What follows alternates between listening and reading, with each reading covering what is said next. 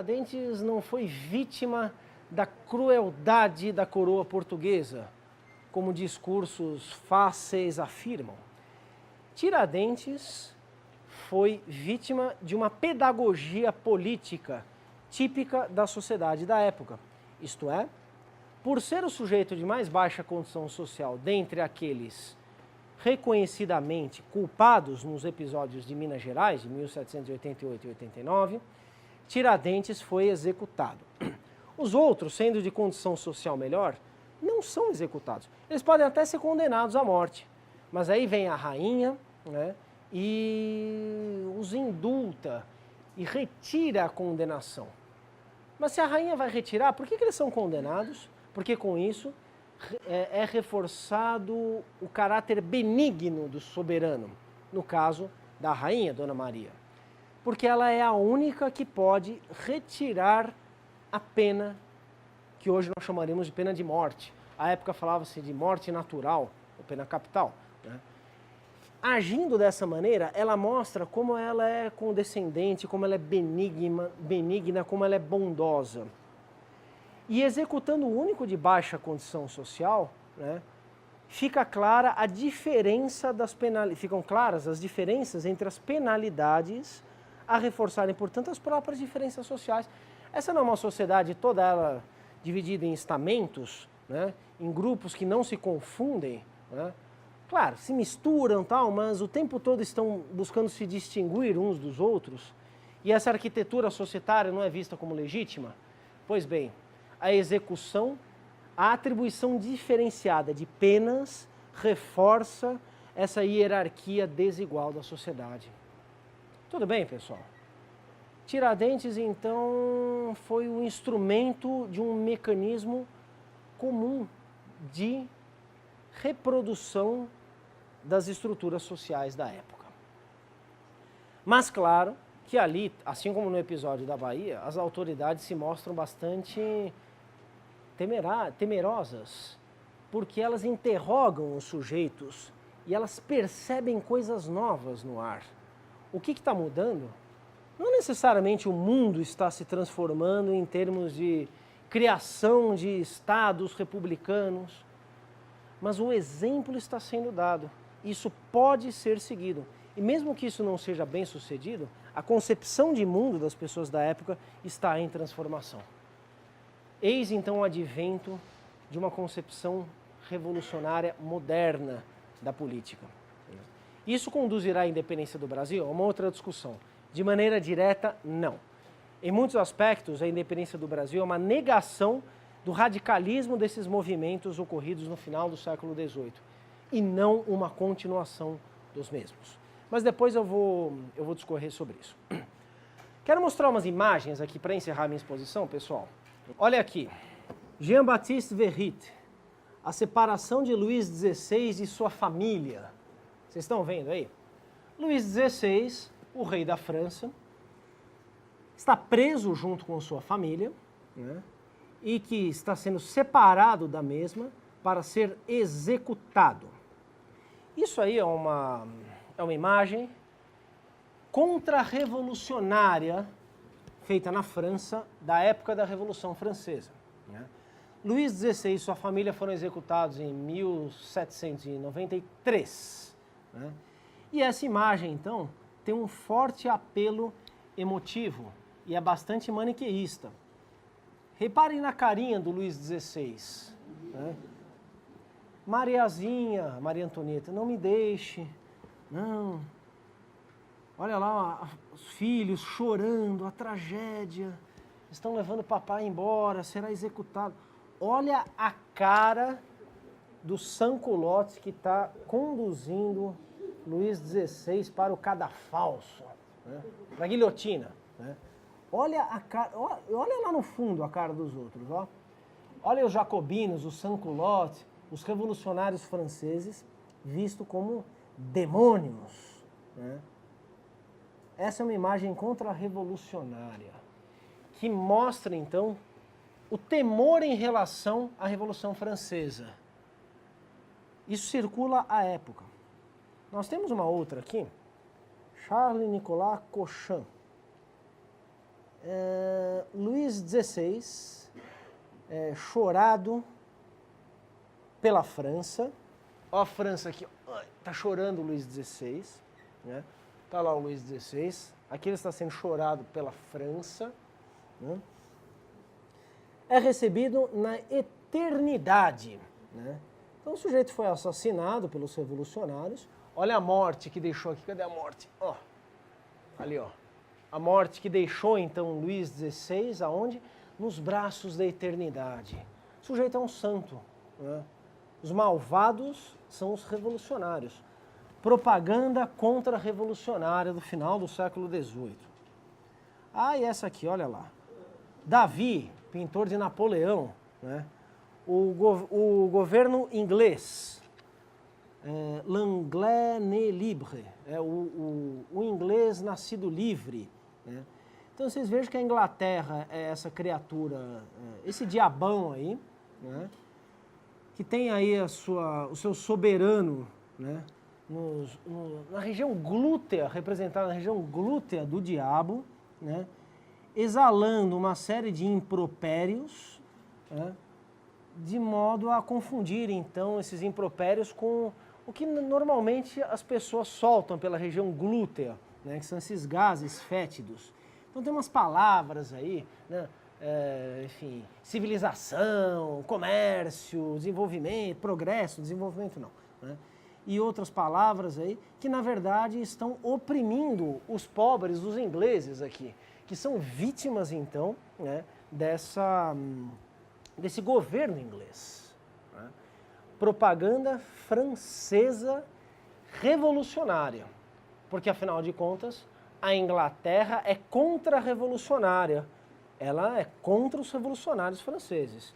Isso aqui então, né, é o contra-ataque, né, um dos muitos contra-ataques revolucionários franceses a uma propaganda desse tipo aqui, né?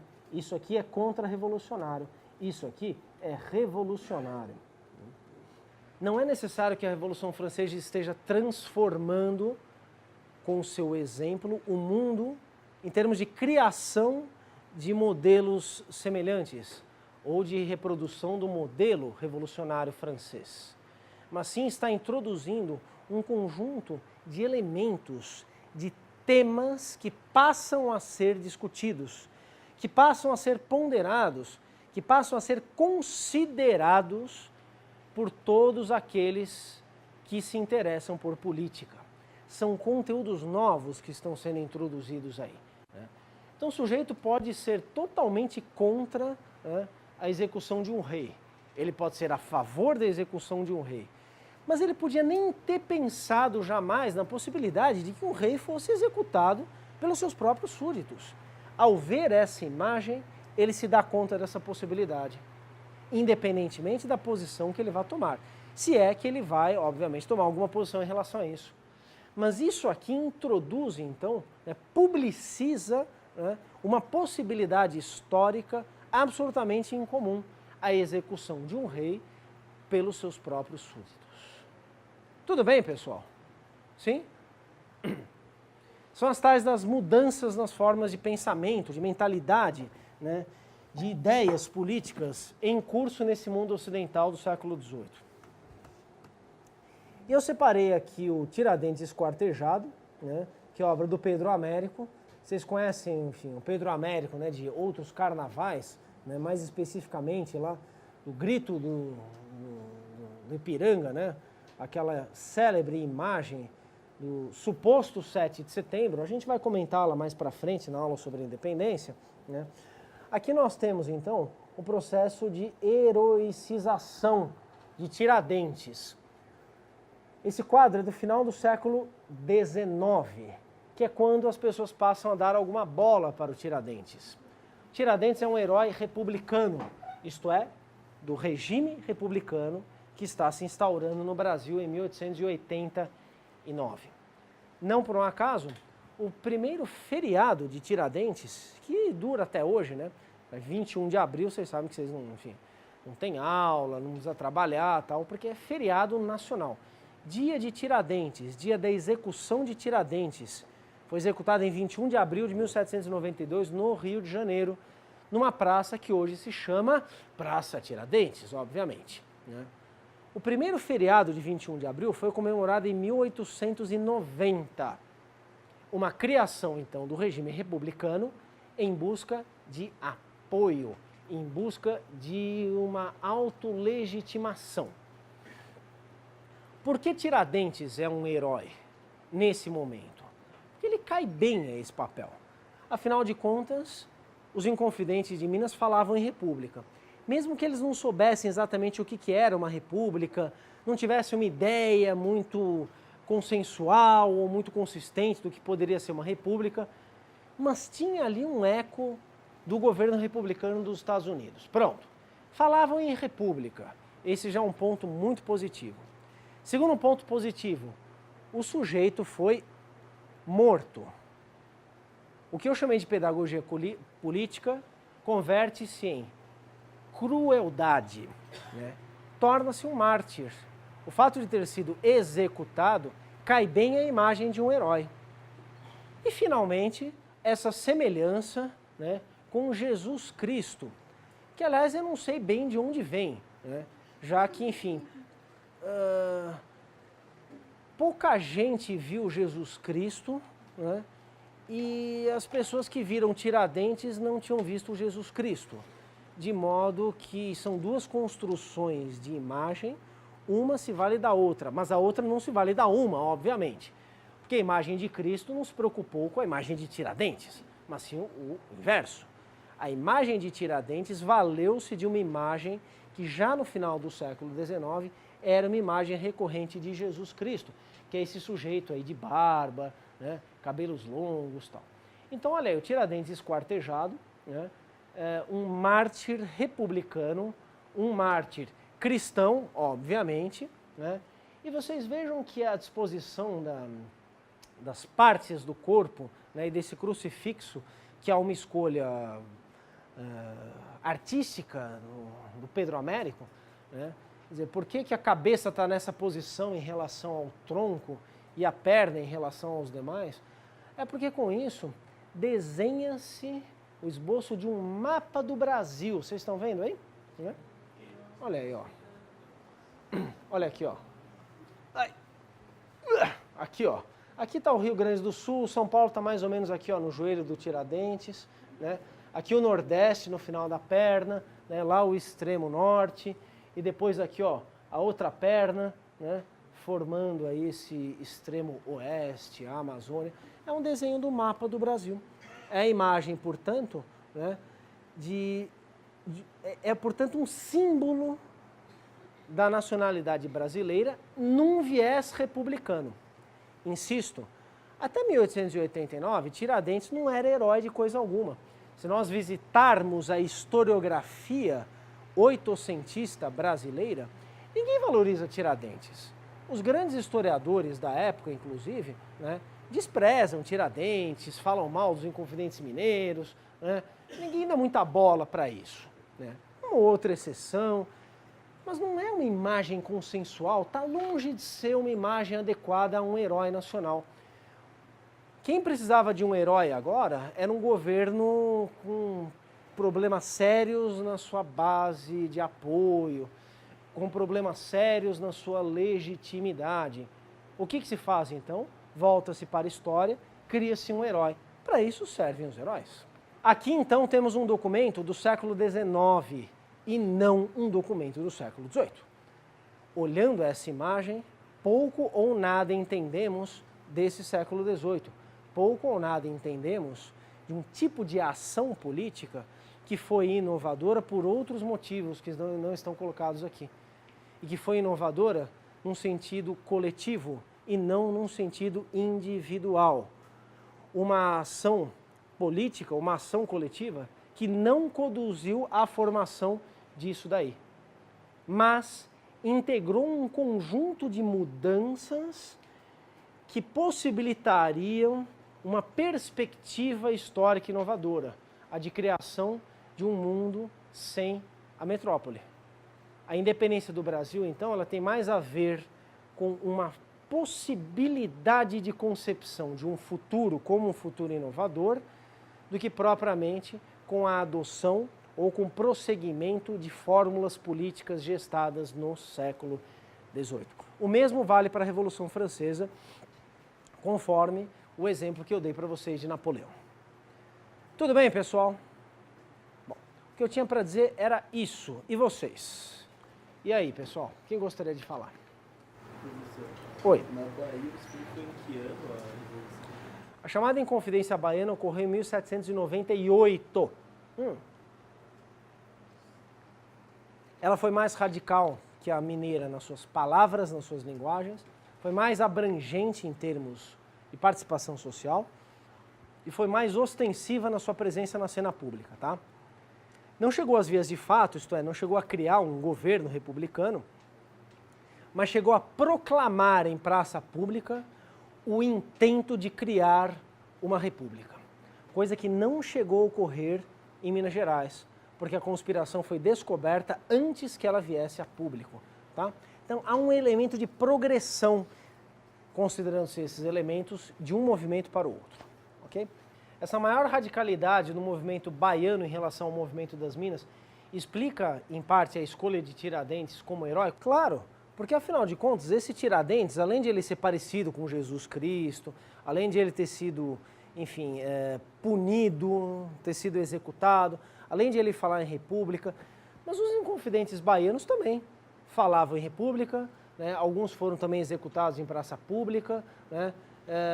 Se eles eram parecidos com Jesus Cristo não dá para saber, obviamente, mas aqui os inconfidentes eram brancos, Tiradentes é branco, né?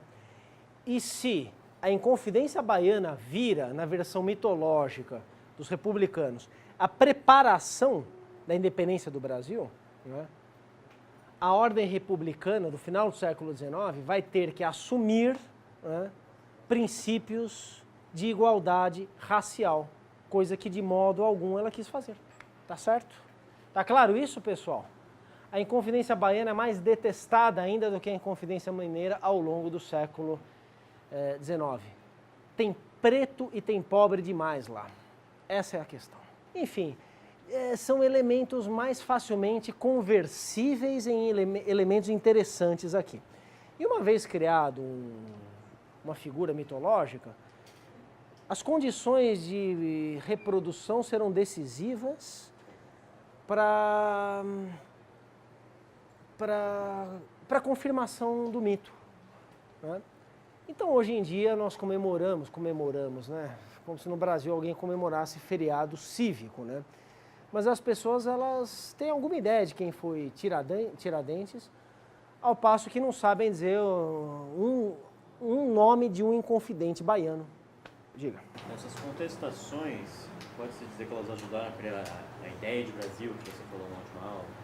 Olha lá, como você chama? Luca. O Luca pergunta, esses movimentos de descontentamento político, chamados de inconfidências, ajudam a criar uma ideia de Brasil no século XVIII? Né? Sim e não. Né? Ajudam a criar um horizonte de possibilidades de futuro sem a metrópole. Isso, de certo modo, auxilia na construção de uma imagem de Brasil. Sim? A possibilidade que a metrópole deixe de existir e o mundo siga adiante. Isso, em tese, na verdade, ajudaria na construção de uma ideia de Brasil. No entanto, esses contestadores, esses revolucionários, eles não têm motivos para ter uma ideia de Brasil. Assim, os de Minas Gerais falam da separação de Minas. Assim, os da Bahia falam da República Baiense, porque eles também não estavam nem aí para o Rio Grande de São Pedro, não estavam nem aí para o Maranhão, generalizando, né? Ou seja, o mundo sem metrópole não significa a criação do Brasil. Interessante essa pergunta. Que fique bem claro, hein, pessoal? Tirar a metrópole dessa relação não significa deixar apenas o Brasil, porque o Brasil, como tal, não existe. significa criar algo sem a metrópole. Mais para frente, esse algo sem a metrópole pode ser aí sim um Brasil. Nesse momento, ninguém está pensando nisso. Os que mais claramente formulam uma ideia de Brasil, Lucas, você deve se lembrar da aula passada, são justamente estadistas portugueses, metropolitanos portugueses, aos quais interessa unificar uma visão das colônias. Para quê? Para que as colônias contribuam em bloco, como colônias, para a grandeza do Império Português. Ou seja, os menos revolucionários imagináveis são aqueles que, de modo mais claro, pensam uma ideia de unidade do Brasil. E aqueles que mais radicalmente agem na política não conseguem, não têm nenhum motivo para pensar a unidade do Brasil. Eles estão pensando nos alcances naturais, triviais da sua existência. No máximo, uma capitania. Eventualmente, mais de uma capitania. Mas isso também vai crescendo. Por enquanto, uma capitania.